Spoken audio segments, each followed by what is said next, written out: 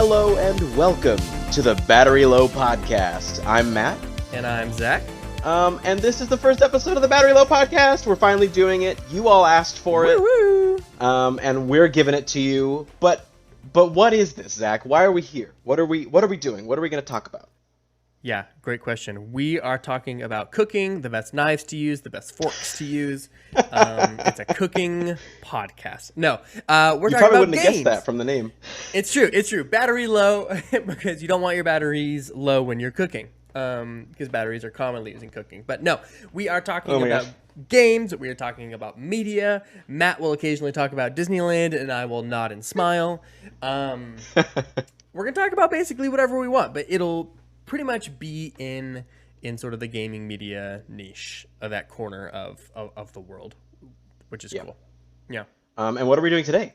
Today, we are starting with a kind of get to know Battery Low pod, which will be two series. So the first one is talking about gaming. The second one is talking about media, is what we call it, which we refer to like TV and movies, music, and Disneyland is kind of in there. But the media kind of encapsulate just the everything else. And so, when we were talking about what, we wanted to do a sort of get to know us. So when we are talking about things and talking about preferences, people at least have some sort of frame of reference of why we prefer certain things. So when Matt says, for example, I hate Disneyland, and I say I love Disneyland, you can all know why and be like, oh yeah, that's so Matt. He's such a Disney hater. Which is not true. I want to get ahead of that right now. Just nip that in the bud. No. But so when we do have, opinions and express things, you can kind of know, like, oh yeah, maybe I'll like this, even though Zach didn't, just because I know his taste is a little different than mine. Or you're like, oh, Zach recommended this. I typically like his recommendations, so maybe I should check it out. And so that's the goal for today. But today we're talking about gaming. How this is going to go is Matt and I are going to talk about our top 10 games and why we love them. And I think it's starting with me. So starting at 10, going to 1. Yeah, you got to listen the whole time. My number 10 game of all time is Animal Crossing New Horizons. Now, when it comes to Animal Crossing, for me, I'm actually an Animal Crossing veteran. A lot of you plebeians out there started with New Horizons on the Switch. And shame on you, because they've all been good. I started playing Animal Crossing on the Nintendo DS back in the day, and it was amazing. But New Horizons just lifted that to a new level. It is the best Animal Crossing, in my opinion. But why I love Animal Crossing, just in general, is it's the optimal chill game. It's perfect. It just hits all that, you don't have to stress about it. You can kind of kick your feet up type of game. But also, and this is something, this is a trend for me, I am addicted to the grind. And so I love getting a fresh island going and just going for it and starting. And so that's my, draw to it is showing Tom Nook, who really is boss. It's me. I've got a dope island, but chilling out while doing it. And so Animal Crossing is my number 10. But Matt, what about you? All right. My number 10 is actually the official 2021 Battery Low Game of the Year. It's Marvel's Guardians of the Galaxy. Yeah. Mm-hmm. This game, I kind of went in with low expectations because I wasn't the biggest fan of the Avengers game. Yeah. But this really surprised me. If you want to read, I'm going to be kind of brief about it, but if you want to read more about both of our thoughts on this game, you can check out both of our articles on it, our Game of the Year lists, where this is number 1 on our website, batterylow.co. Little plug. But it's just a really, really solid story. Yeah. It's like one of the best written games that I've ever played. And that's one thing that I really value in games is solid narrative, solid writing, and emotional engagement. You can make your game feel as good as you want, but if I don't feel motivated or engaged with the narrative to, shoot the aliens or whatever, I'm going to kind of fall off of it. Right. And this game just has a really good narrative. It's really funny. It's surprisingly emotional, and it also has really good facial animation, which I appreciate. Yeah. and the gameplay synergizes really well with the narrative. And it's also on Game Pass, so if you have a PC or an Xbox and Game Pass and you're not playing this game, I don't know what you're doing. What's wrong with you? But yeah, that's my number 10. Yeah. Zachary? Yeah, number 9 coming in hot. For me, another goatee of mine. That's actually funny. My number 9 and number 10, I think, were my last 2 years of goatees. Maybe not. Maybe these came out the same year. Anyway, It Takes Two is my number Ooh. 9. What a sweet and charming game, right? Yeah. And so fun just to, well, innovative is the word that I thought of, because it is split screen no matter where you play it, no matter if you're playing it online, no matter if you're playing it with someone on the couch. So it kind of, embodies this couch co-op experience that has sort of left us as we moved into an online world.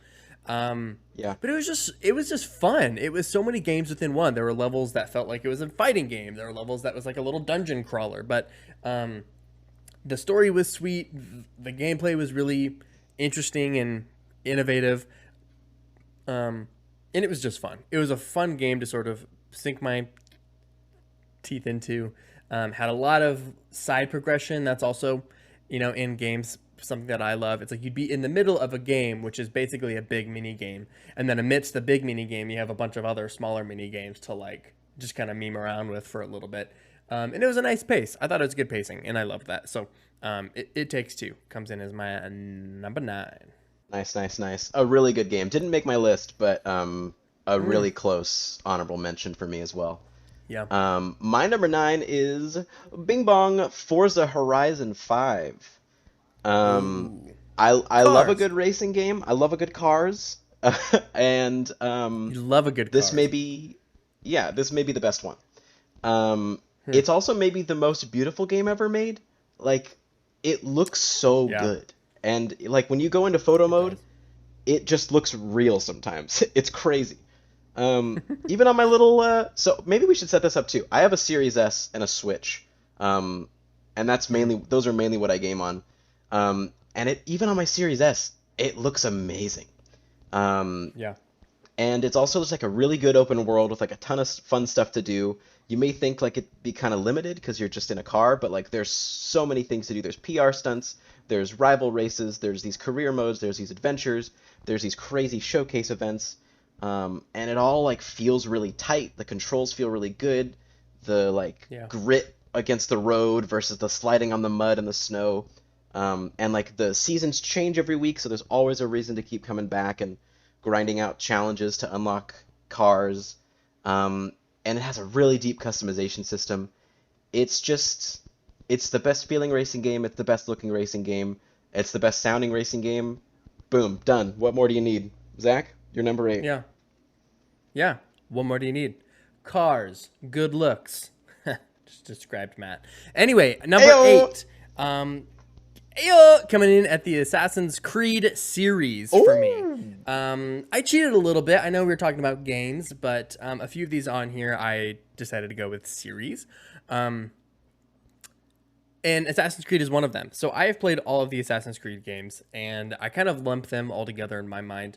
However, there was a little bit of a transition. A few years ago, they kind of left the stealthy, I'm dodging and parrying all the time gameplay, and traded it for kind of a more traditional, like third-person RPG experience that you would find, which I actually loved. So Origins, Odyssey, and Valhalla kind of follow that new RPG model, and then all the ones before that kind of follow this different type of gameplay, if that makes sense. But I love them all. Specifically, stealth gameplay is my favorite in any game. And so having so many options to do that, even in the newer ones, even though they aren't kind of stealthy by choice, I guess, if that makes sense. Like, they definitely are not as stealthy as the other games. You can still play them in a stealth way, and it still feels just as satisfying to me, even if I can't, like, parry and dodge like I used to be able to. But I just think it's a fun universe overall. I think it was the first Yeah, the very first Assassin's Creed was the first time I'd ever played like a stealth and parkour game that had this sort of like quick movement. Despite the amount of missions where you're just following somebody, Mm-hmm. that has changed over time. But it's just fun. It's just fun to kind of like be stealthy, and then all of a sudden I'm like running on rooftops. And if I had to choose like my favorite one in the Assassin's Creed series, it would be Assassin's Creed Syndicate, which took place in industrial London, and you followed actually two assassins and kind of switched between them. And they had like a little grapple hook, and you were ziplining and you were parrying and dodging, and it was so much fun. But yeah, the Assassin's Creed series comes through for its stealth gameplay, and just its overall RPG elements. I really love. Nice, nice. I'm shocked that you went with Syndicate over Black Flag. Black Flag's so good. Black Flag is so good, but Syndicate just hit different. It was sort of that model perfected, in my opinion. But the like Black Flag ability to like sail and have all of that combat and do that was just amazing. And it was also cool because after Black Flag, or I guess kind of with it, they also released Assassin's Creed Rogue, which was the same Black Flag story, just the opposite side. Oh, And that was really fun too. And being able to play those kind of back to back was really fun for me. But no, Syndicate I think is my favorite. As much as I love Odyssey, Assassin's Creed Odyssey is like one of my favorite games of all time, probably. But Syndicate is my favorite Assassin's Creed game. So yeah. gotcha. Perfect segue when you talked about the sailing in Black Flag because my number 8 is Sea of Thieves. Ooh, that's a good option. I know. I love a good pirate game.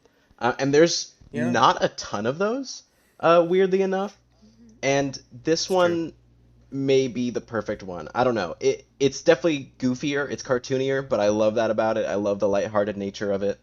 And Hmm. just being able to like sail around with your friends, the sailing mechanics are surprisingly robust and satisfying. The Yeah, world is beautiful. It's the best water in gaming, period. Um, and yeah, I can agree. they literally had an expansion that was Pirates of the Caribbean themed. That's the dream. Come on. Yeah, Um, it is a dream. and and not only like movie stuff, they had the ride in there that like everything was based off of.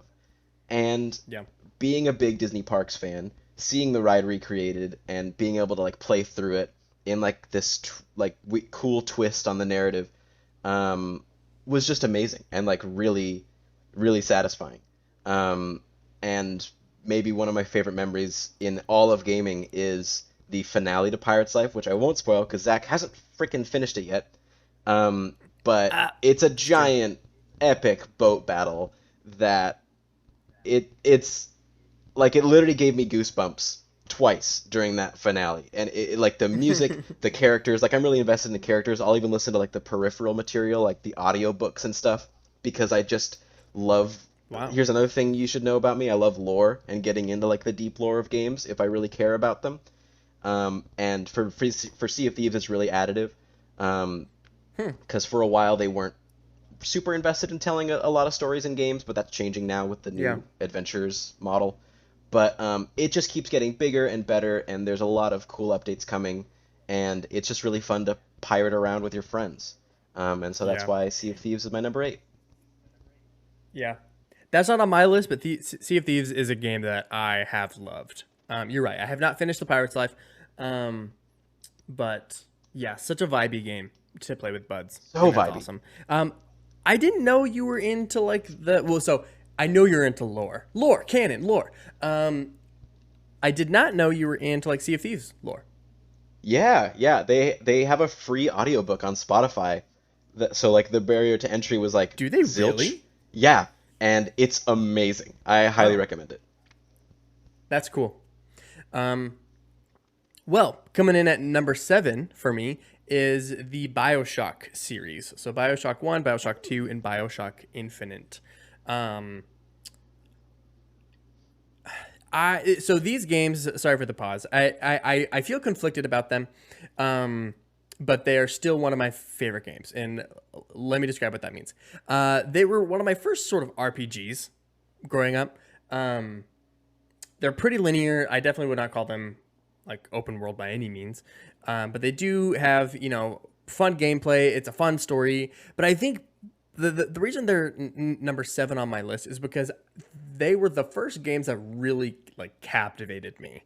And you got to remember, this is like peak of when I was basically either playing a sports game or Call of Duty, and so pulling me away from either of those took a lot. But I had friends who were playing them, so I decided to play them. And the whole sort of like underwater rapture world and then infinite in the sky and sort of just like the eeriness of that, just so captivating. And there's a couple other games on my list that is the reason they're so high. Is like I was just so enthralled by them while playing when they came out, stuff like that. Even if I feel conflicted, like I don't know if I would be able to go back to the BioShock series now and enjoy them as much as I did. If they fully remade them and modernized them, maybe. But for the time they came out, just amazing games, modern classics in a way. I am happy that they did kind of make a BioShock collection and kind of bring them all up to speed, but I feel like even that kind of needs to be revamped.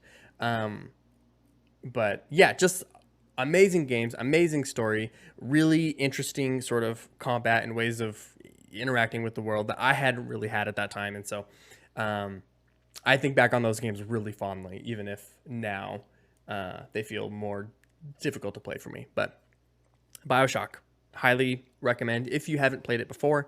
But personally, I think it shows its age a little bit. Gotcha. Because I never played those games before, but so I was going to ask if you think they're worth revisiting right now. That's interesting.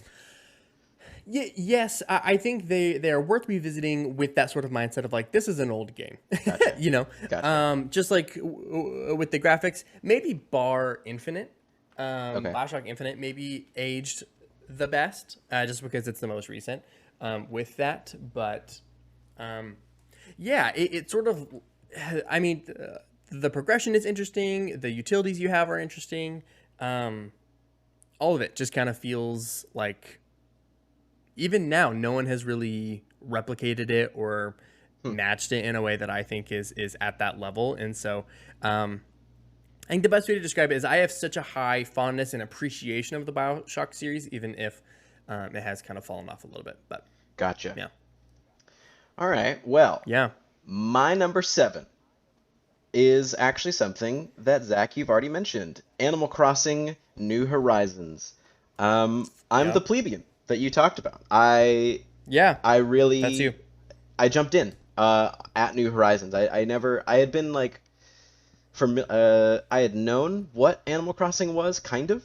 Mhm. But I had never really dived in, you know, that. I'd never really that Yeah. before. Yeah. Sure. um, and it was, I mean, everybody talks about it. Everybody knows it was comfort food. It came out at the perfect time.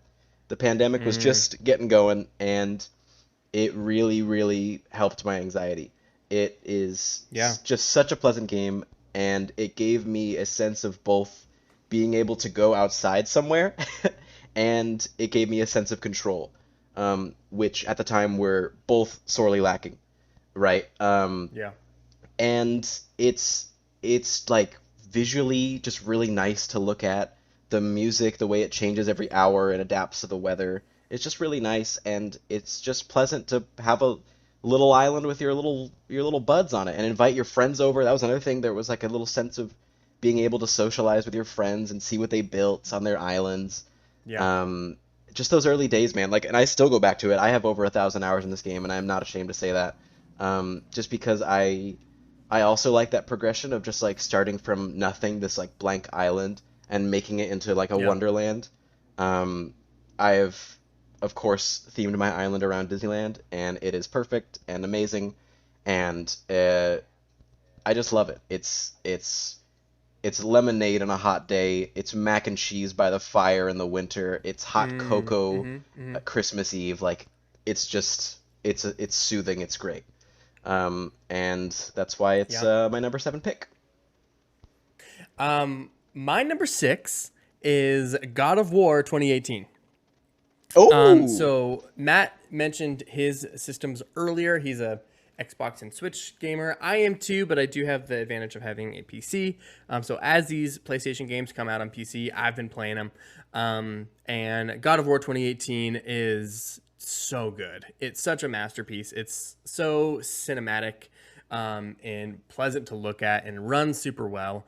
And this is really the only, well, no, that's a lie. I was gonna say this is only the like cinematic game I have on my list, but I think you can make the argument that most of these games could be cinematic, and I do have another more cinematic single player game that's coming up next.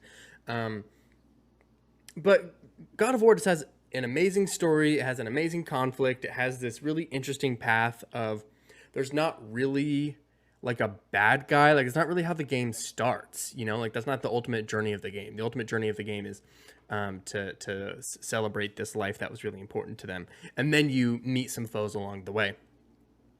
And so it's just kind of an interesting take on like, oh, the world's in peril and we have to save it. Like there's not really any of that, you know. It's like, oh, here's people just trying to exist and interact with like stress and loss and connection in a really interesting way, while in the midst of just trying to do that, like hitting some roadblocks. And so the gameplay of that game is also really chunky and it felt satisfying.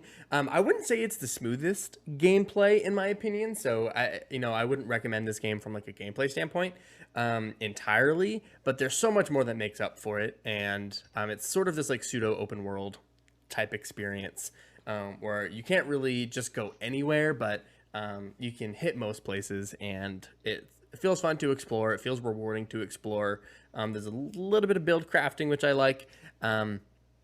But yeah, it's just an amazing story experience. So that comes in at my number 6.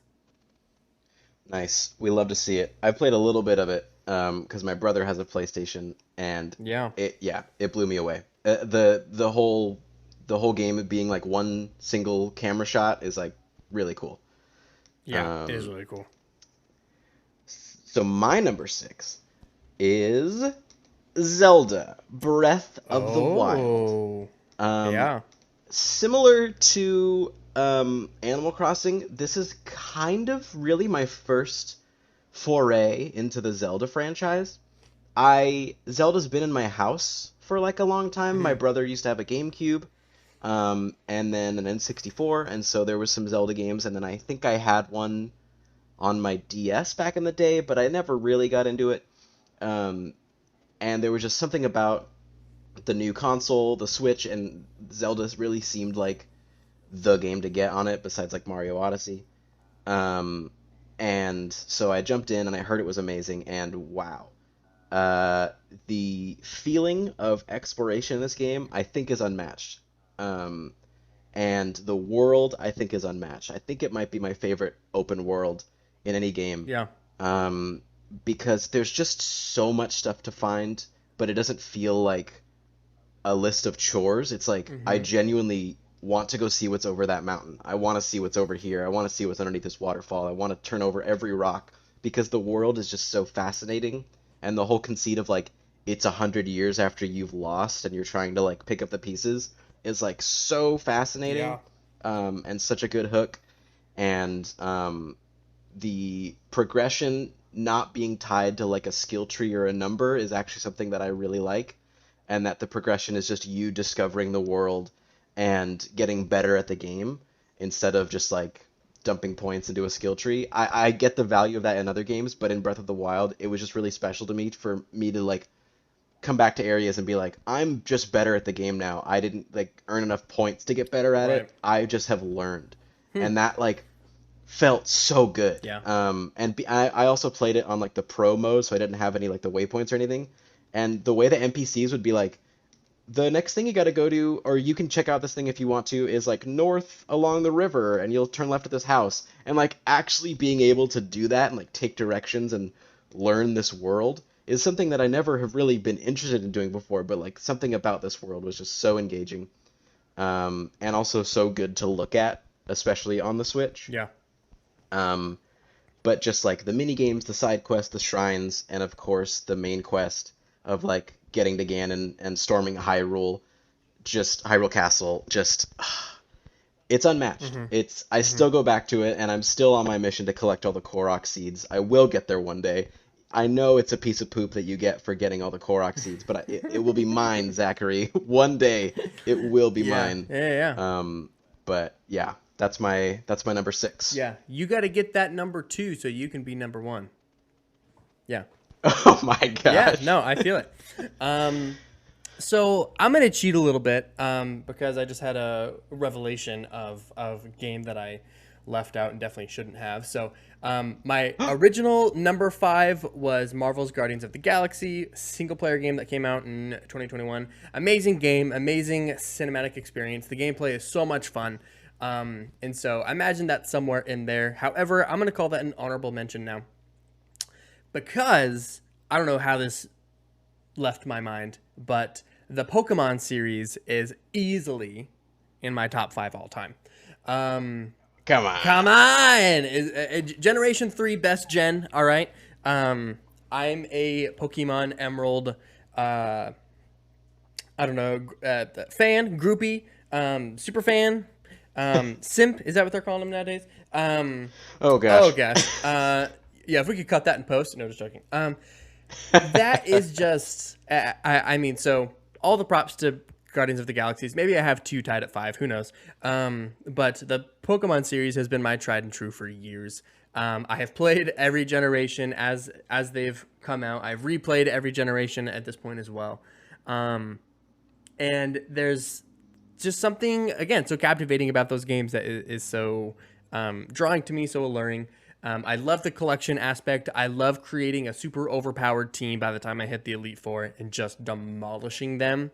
That way I am the true Pokemon master. That's one thing, I don't know if you knew that about me, Matt, but I like to really power up my team before I do the Elite Four because I just like to do it once. I think there's maybe one game in the past that I have like lost in the middle of the Elite Four, and I was like devastated. I had to like put it down and come back of like I'm not worthy. You love a trouncing. Yeah. It was like it was like the moment in Marvel's Avengers Endgame, the film, where like Captain America picked up Mjolnir. You know, it's like that moment when I like finally got it. But like that's how I want it to be every time I get to the Elite Four. It's like, no, you are worthy.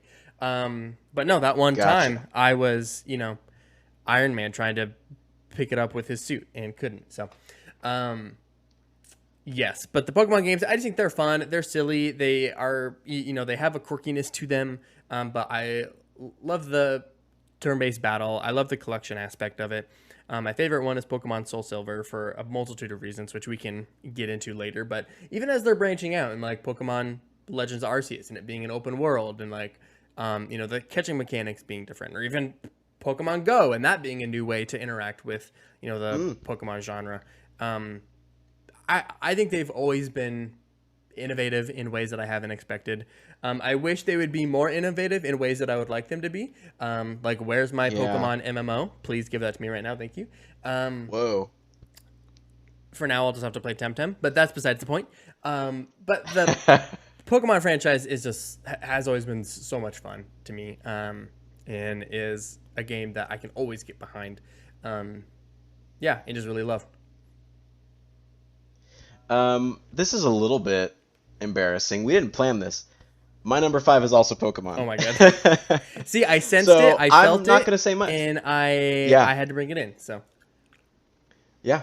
I'm just gonna add it's the loop, man. It's the loop of going out, starting with like a trashy team, catching, battling, working your way up. It's just such a satisfying loop. I do wish there was more innovation in that loop. I wish that they would make a game that looked any good. Yeah. Like the 3D Pokemon games. I wish they looked better. Right. But the gameplay loop and the like going after your favorite Pokemon and leveling them up, it's something that's been in my life for as long as I can remember. I started on Fire Red and I've played every generation. And also my favorite one is Soul Silver. Sue me, okay? Sue him. Gonna keep this one short and sweet. That's Pokemon, number 5. boom, we're on to number 4. Zach, On take to it. number 4. My first like true multiplayer game of the list, the Call of Duty series. I am a Ooh. Call of Duty boy. Okay, through and through. I have I played the first 3 in their single players, and then when Call of Duty 4 Modern Warfare hit, and was one of the greatest campaigns of all time, but also the online multiplayer experience, was my real first intro into like really getting into like an arena shooter like that. I'd played Halo online. I played, Halo before that with friends, and obviously fun. The LAN parties of Halo will forever be undefeated, but Call of Duty just hit different for me. And then Call of Duty Modern Warfare 2 came out, and then the Black Ops series came, and it just like for a while there was just building and building in the prime of like when I was in high school playing video games.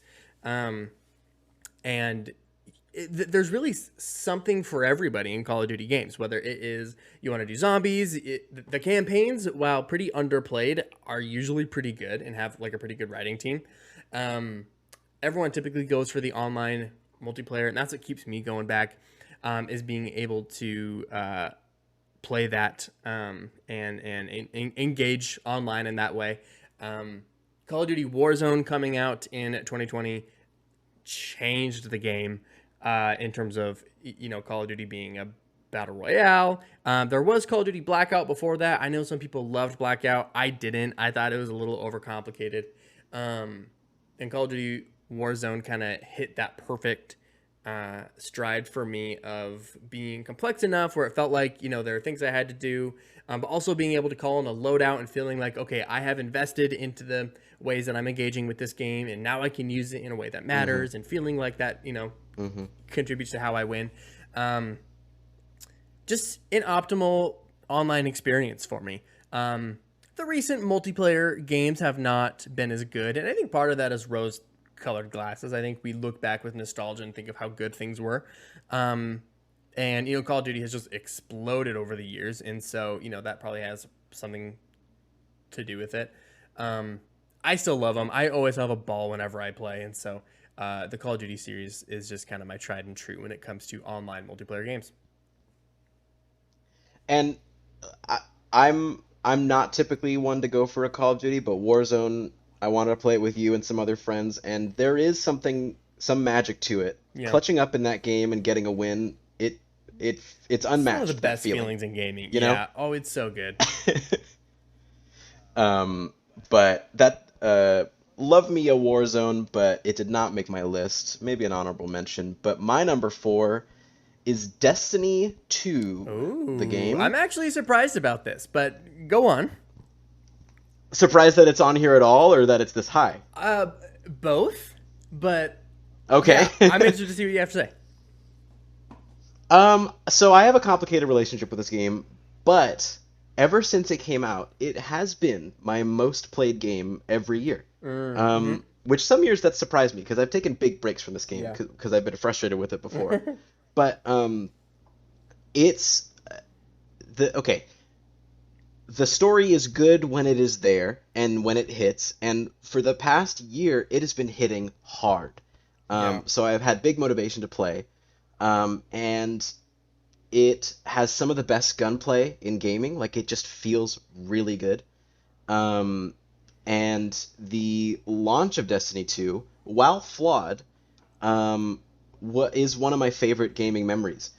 Specifically, playing with you, Zach, playing the Red War, the base Destiny 2 campaign, co-op, and just playing for hours. And then every expansion that would come out. I remember when Curse of Osiris came out, which was kind of a meh expansion. Yeah.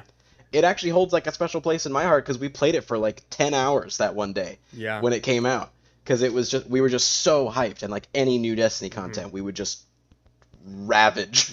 And it's just, I don't know. I typically don't go for a grind, but something about Destiny, it's that Bungie design, man. It feels really good. It looks really good. Yeah. The story hits hard when it hits. It hits. And it's just fun to it's that 30 seconds of fun Bungie loop that they talked about when they made Halo, where it's just like, if you nail like a solid 30-second gameplay loop and are able to stretch that out, like you have a game that could last forever, and that's I think what they did with Halo and with Destiny, where it feels so good to use the combination of supers and guns and your grenades and your melee abilities. Right. And I'm not super into build crafting. I don't hate it, but it's not my main motivation for playing.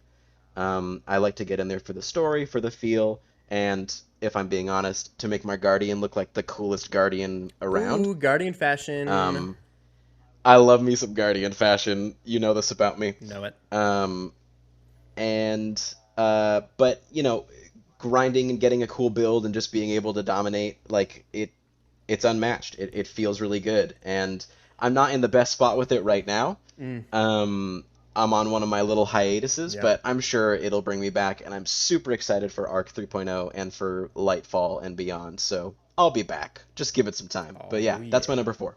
Yeah. That's amazing. Destiny 2 is also on my list, but you gotta wait to hear that.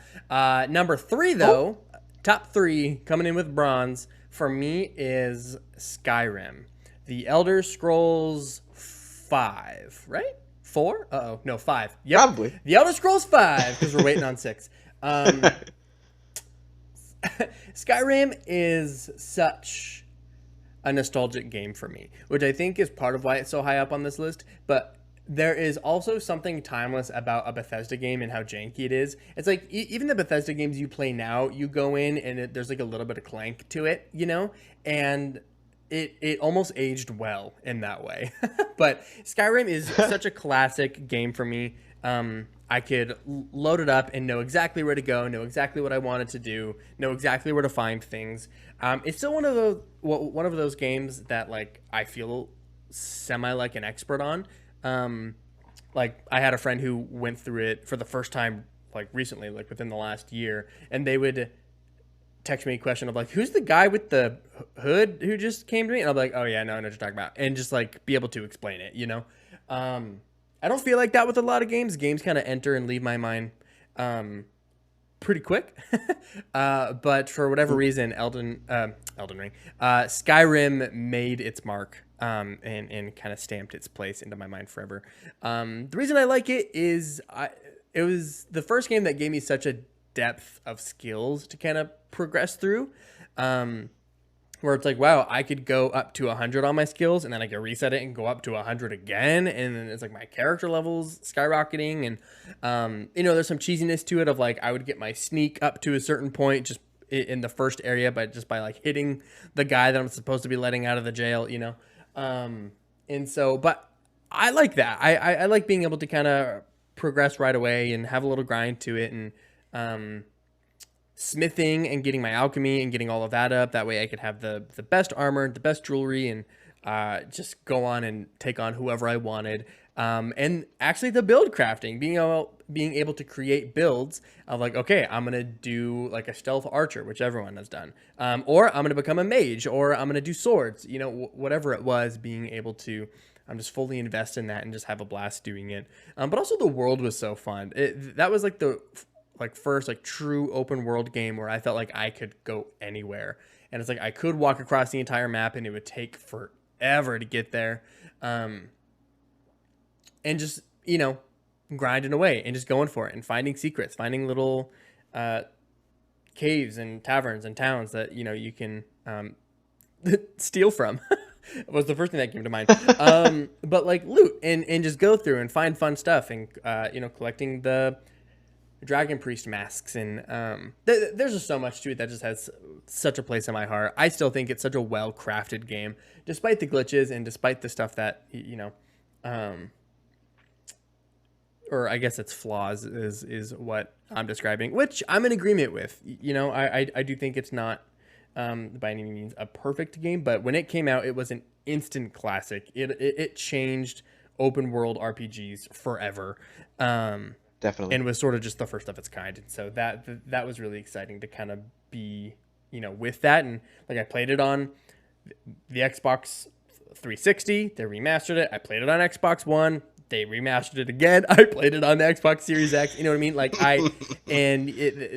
they could release that game and just remaster it for years, and I would keep buying it. So So you're who they keep making all these remasters for. Oh yeah, I'm sure Todd Howard's in his room and he's like, we don't know who this is, but this same account has just been buying our games. So maybe we should just keep going off of that. And me and Todd, we've been through a lot. The first time I played Skyrim, I think my gamer tag was Dr. Swag. Now it's just Oh a my modest gosh. Zachary. At one point, it was Silent Tubblard. There's just a lot going on there. So. Me Yeah. and Skyrim, You and Todd have history. yeah, me and Skyrim have history. Me and Todd have history. Just through my many names and many appearances. And yes, Skyrim just has a really sweet place in my heart. So Skyrim coming in at 3. Nice.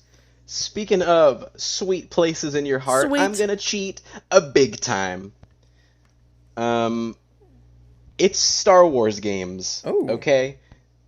This is a big category, and I won't take an hour to talk about it. But I love Star Wars. Star Wars is again something that's been in my life for as long as I can remember. It's really special to me. I love a lot of Star Wars, mm-hmm. not all of it. There's a lot of Star Wars, so not all of it's gonna be for All everybody. right. But if you're able to capture the magic of Star Wars and put me into it and allow me to interact with the iconography and hear the music and be a part of Star Wars, I'm in. And so both of the Battlefront games, Battlefront 1 and 2, and Battlefront 1 and 2, Mm-hmm, the old mm-hmm. ones and then the newer EA ones, Right. um, they have all captured the magic for me. I have loved playing the newer Battlefront games with my friends. Um, the sound, the music, the visuals, those games are beautiful. Yeah. Very flawed. Mm, But Battlefront 2 ended at a really good place, and yeah. it's a shame they're not updating it anymore because they were just getting started really. Yeah. And that game is another one that just feels really good, and it's just it's a love letter to Star Wars, and I love that. Yeah. Um, and Jedi Fallen Order is fantastic. It's like baby's first Souls-like, and it was perfect for me in that way. Mm-hmm. Such a good narrative, such a good looking game, such a good feeling game. I think it's my favorite lightsaber combat in any game, Yeah.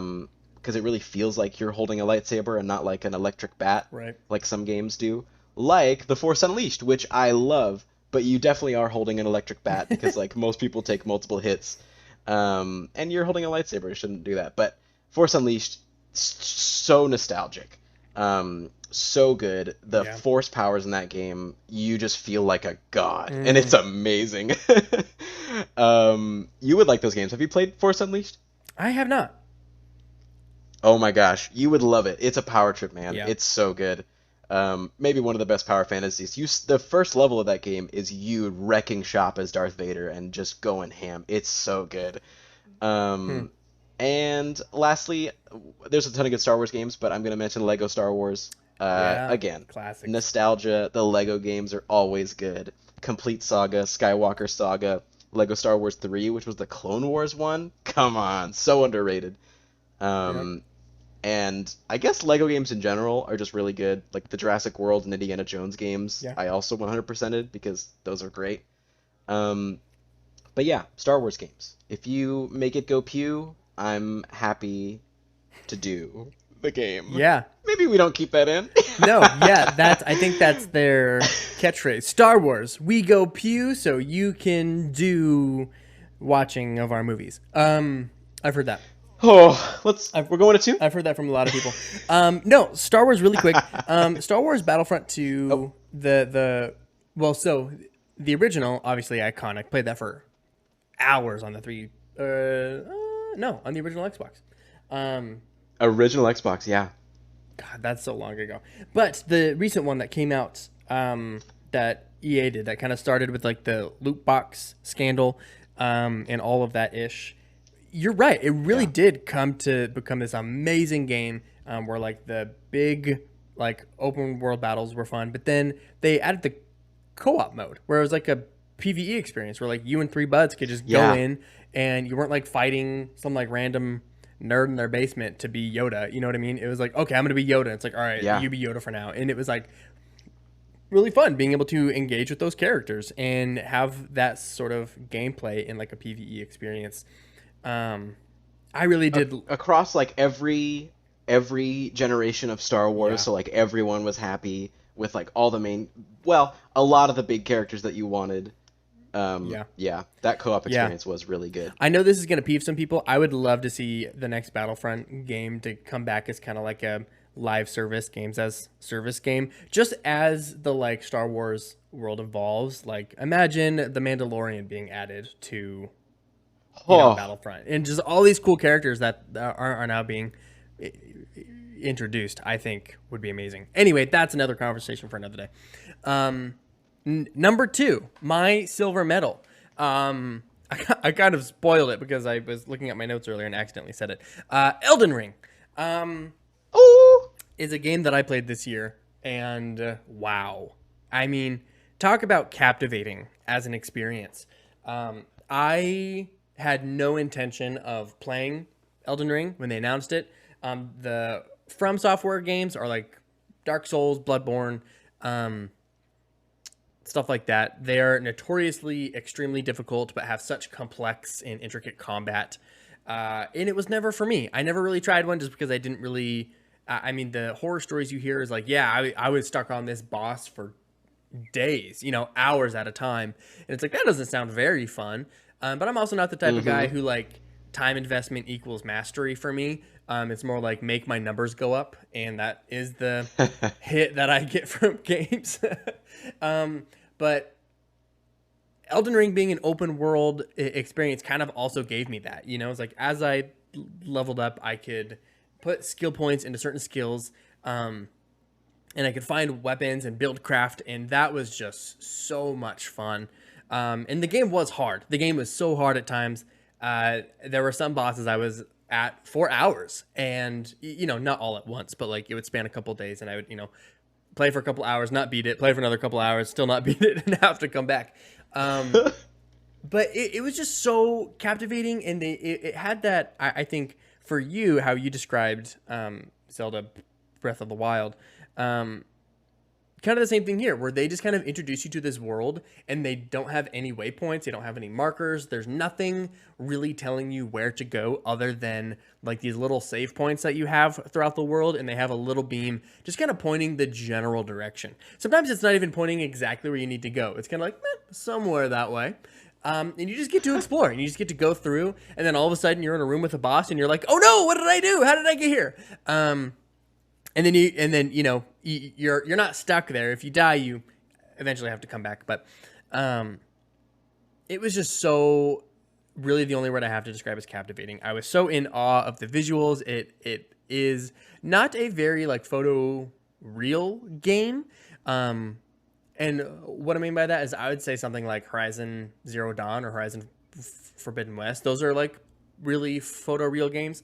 Even Battlefront 2 was like very close to the actors. Like I could look at a character and be like, no, yeah, that's Rey, like from the movies, Yeah. This game wasn't really like that, but the art direction, they knew what they wanted, they knew their style, and it was just so good, and everything looked so good.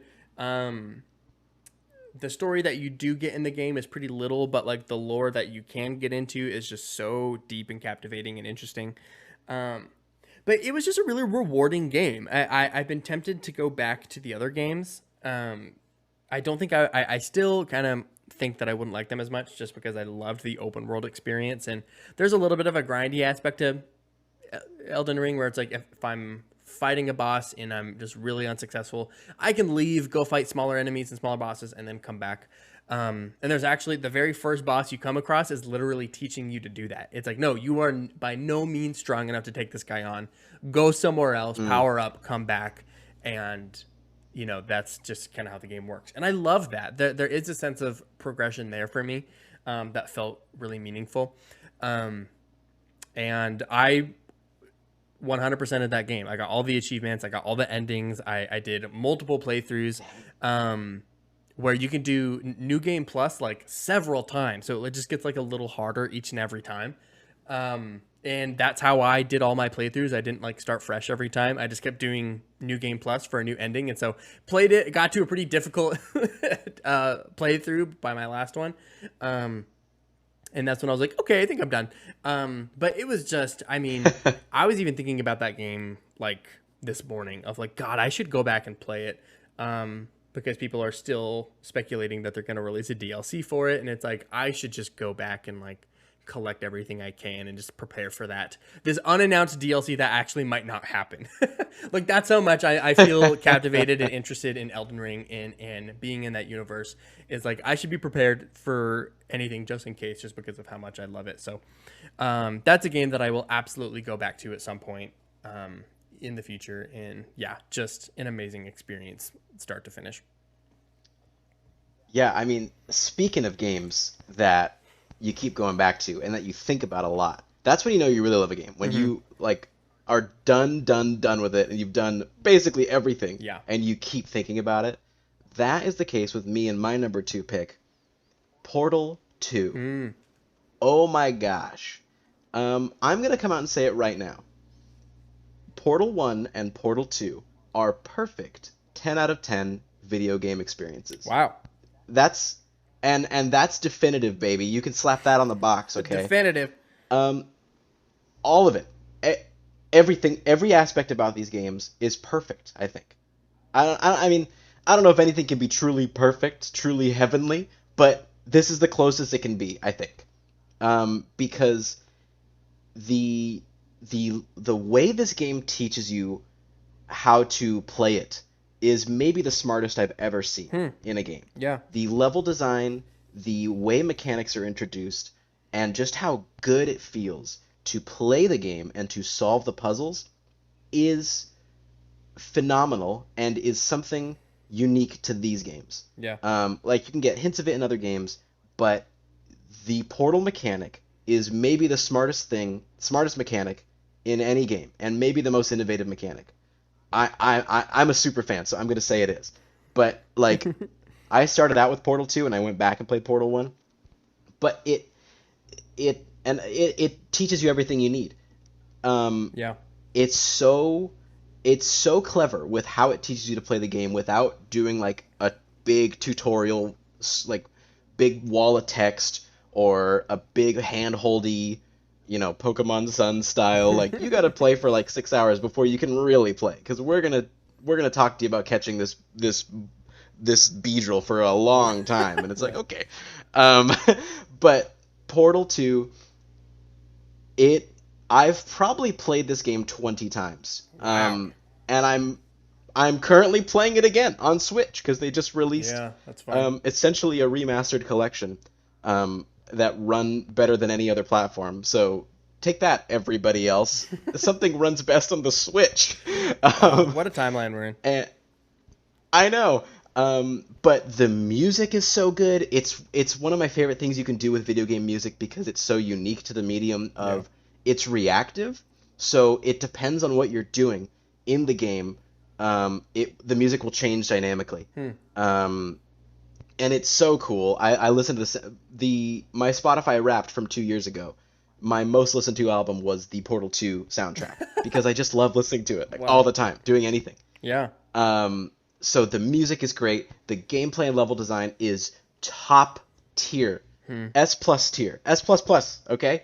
And Portal 1 doesn't really have as much of a narrative, but what is there is so intriguing and so, like, so you start out in this, like, super clean facility with one disembodied voice talking to you, and then you find cracks in the system. And it's so clever with how it's done because it never takes control of the camera. There is never a cutscene in these games. It never breaks the action, but you find it so organically and naturally, and you come to these moments that just blow your mind. Yeah. And that's especially the case with Portal 2. The narrative in Portal 2 is it changes on the day, but some days, and I'm feeling it today, it's my favorite story in gaming. It only has like 3 voice actors, but they are doing the Lord's work with some of the best writing in gaming, with some of the coolest story direction, and with a finale that I think about when I go to sleep every night. Wow. That's not true, but it's basically true. I will never forget my first experience with Portal 2's finale, and then learning that the co-op takes place after it, and then being able to play co-op and have 4 portals between the two players, it changes the game. It the puzzle design and the feeling of like group triumph when you beat it with your friend or your family member, unmatched. Okay, Yeah. I could gush for 75 straight days Wow. about Portal 2. Yeah. I have like watched every documentary I can on it. It took them, fun fact, it took them 92 days to render out the intro to Portal 2. It's crazy. Holy The wow. amount of detail and work that went into these games, unparalleled. Play them right now. $20 for 2 of the industry's finest offerings on Switch, looking and running the best they've ever looked. Go play it right after you listen to this episode, and right after you hear what Zach has to say next. Yes. My gold medal game, GMG, Oh, here we go. number 1 is Destiny 2, the game. Ooh. Yes, it was your number 4. Is that what it was? Yep. Not high enough, okay? Here's why. Destiny 2 is the greatest game of all time, definitively. Forbes said it. I said it. I'm pretty sure, I don't know if we've had a U.S. president who hasn't said it. No, just joking. So the whole Destiny franchise to me is the sort of like massive online multiplayer MMO light type game. And it is just so good to play. It's so much fun. And the fact that I get to share that fun with all my buds, typically 3 at a time, sometimes up to 6, is just incredible. Here are the things that make Destiny 2 so amazing to me. One is the loot chase. Like I've been saying, I love collecting. I like to see numbers go up. And in this game, I can make my power level go up. I can make my damage go up. I can make a whole bunch of numbers increase. And being able to chase that loot is just such a high that hits just right for me. And when you get the drop that you've been looking for a while, it just feels great. And then you get to use it and it's good and it feels satisfying. And it's just overall a very good experience, which leads to the build crafting. And so this is really what gets me coming back, and always has, is being able to think through like, okay, if I pair these abilities with this gun and this armor and this thing, you know, it'll all come together and should do this. And actually, just before this podcast, I was in Destiny just testing out a new build just because it was like, I think this could be fun. Of course. And it was amazing fun. And as they have been updating the game and the subclasses and just continuously evolving that world, gosh, it's been good. It's just been such a fun game to go to and sink time into. And I think nowadays, I think there's something to be said about games you can return to, especially as we get busier, especially for parents or people with kids who maybe don't have a lot of time to play. There's something about being like, okay, I can invest in this for just a little bit, and it'll actually mean something, you know? And I guess you can do that with single player games too, but I think for me, it's like if I really want to be focused on something, I can go into Destiny and do something that requires focus. But if I just want to like kick my feet up and grind and just like shoot baddies for a little bit, there are so many avenues for that. And so it can kind of check any box I want it to at any given time for gaming. And oh yeah, I get to do it with all my friends. And so the ability to like play by myself, to play with others, to be able to change what I'm doing or change my builds based on who I'm with or not with, the possibilities just feel endless for me. And I haven't even talked about how it looks or how it sounds or how the story has gotten better, or how the story was always kind of captivating, but now they're really nailing the cadence of how they display that to the player. Yeah. It's just fun, and it's available everywhere. You can play it on Stadia for free if you wanted. You could play Destiny literally for free on any computer that you wanted. You don't know. I'm pretty. You can play it on your smart fridge. You can play on a smart fridge. Last I checked, I don't actually know if this is how Stadia works, but I think there are some experiences that you can play on. Like you can have a free Stadia account and you can play like free games, and you can play Destiny for free. You can just go in and stream it and get a little taste. But I mean, it's on every platform. It will continue to be. I'm excited to see Destiny expand into other medias like shows and comics and stuff like that. I just think it'll be a blast. So Destiny 2 the game is my top game of all time, easily my most played game of all time. and will be a franchise that I will be involved in until they stop, probably. So, Destiny 2. That's my goal. You're in it for the long haul. I am. Nice. I'm committed. We love to see Yeah. it. I am in a similar boat. I'm with this next, with my number one pick, with my gold medal, with my top. I'm gonna say franchise because I cheated. Uh-oh. I'm a ride or die for this franchise. I've mentioned it earlier in this podcast, and if you know me, you knew what I was gonna say from the very beginning. It's Halo. I will not sing the song. I will spare you. But you all are thinking about it right now. Sorry? Zach did it for you there. This is a little taste. I don't care. I love all the Halos, okay? 5 may have faltered in a few areas, a few major areas, but I love all the Halos. Halo Combat Evolved was one of the first games I ever played, along with Pokemon Soul Silver. Probably was too young to play it, but, I'm fine. Yeah. And it's a combination of excellent, innovative, first-person shooter game feel. The best music in gaming. Yeah. The one of my favorite stories in gaming. I love to deep dive into the lore and read the books and listen to documentaries about it and look at all the behind the scenes stuff and listen. I'm the guy that stops and listens to all the audio logs. They make those for me. And just playing through the original trilogy with my brothers, couch co-op in Halo, playing through the campaigns, and then playing through or playing the multiplayer and getting dunked on because I was the youngest, but still loving it. It's unmatched as far as nostalgia in my mind. It's the Star Wars of video games, aside from the Star Wars video games. If that makes sense. Yeah. It's this big universe that I love to be in, that I love to explore with my friends, that I love to listen to and to touch and to taste. Ooh. I don't think I could taste it. But one of my favorite memories always is big team battle with the boys. Getting a group of boys together, and I'm saying BOI boys. Everybody's included in the boys, okay? Getting your buds together and hopping in the Warthog and going to capture the flag, and bullets are whizzing by you and you're going past these beautiful environments and there's all these Spartans doing craziness. It's so good. It's such a goofy, fun, memorable experience. It revolutionized online multiplayer. It revolutionized first-person shooters. It revolutionized music in gaming. It was one of the first to use reactive music. Marty O'Donnell, who composed it, is a genius. And another favorite is Halo 4. It gets dunked on a lot. I think the narrative and campaign are great in Halo 4. Yeah.